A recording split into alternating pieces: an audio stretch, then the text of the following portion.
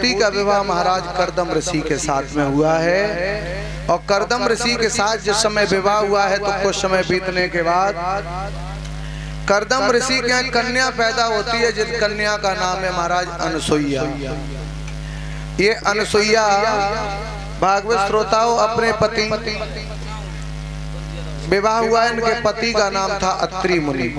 और अत्रि मुनि महाराज भगवान की बड़ी तपस्या करते थे, भगवान की बड़ी आराधना और प्रार्थना करते थे। जब अत्रि मुनि भगवान की आराधना और प्रार्थना करते थे भागवत श्रोताओं, तो पति के आधार पे पत्नी भी तपस्या करने में लग गई।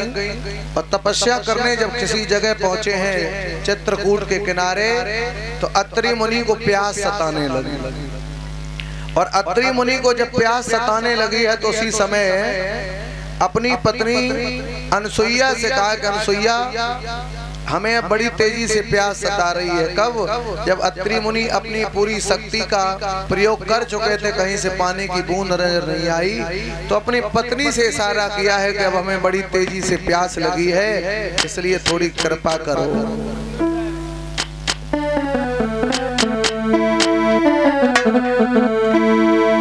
कि बेटी अनसुईया नारी ओ बचन उचारी कहे तपधारी, अरे है कब्जा से बाहर प्यारी, लग रही प्यासा भारी।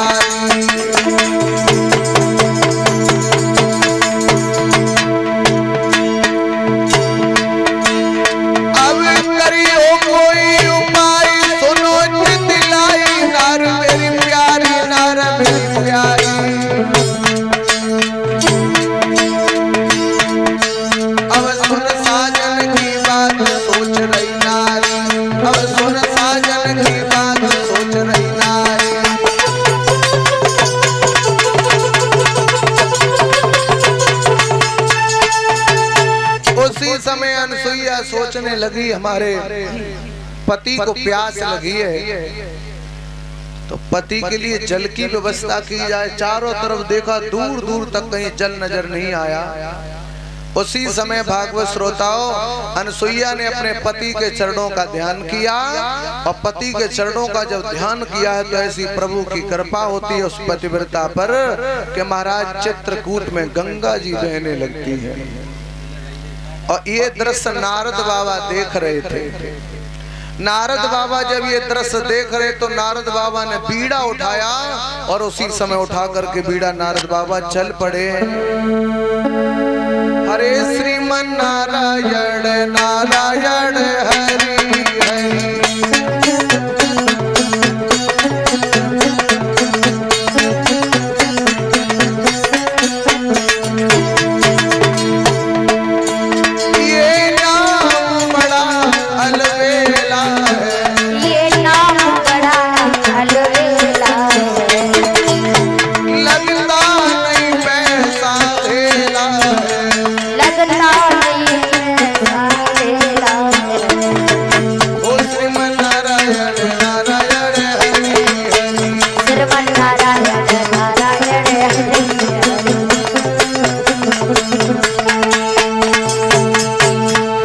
समय मेरे भगवत श्रोता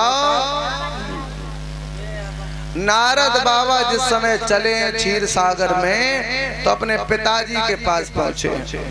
और जब पिताजी के पास पहुंचे वहां एक नहीं तीनों देवता बैठे थे, ब्रह्मा विष्णु महेश, और तीनों की पत्नियां सामने बैठी। नारद बाबा जाकर के पहुंचे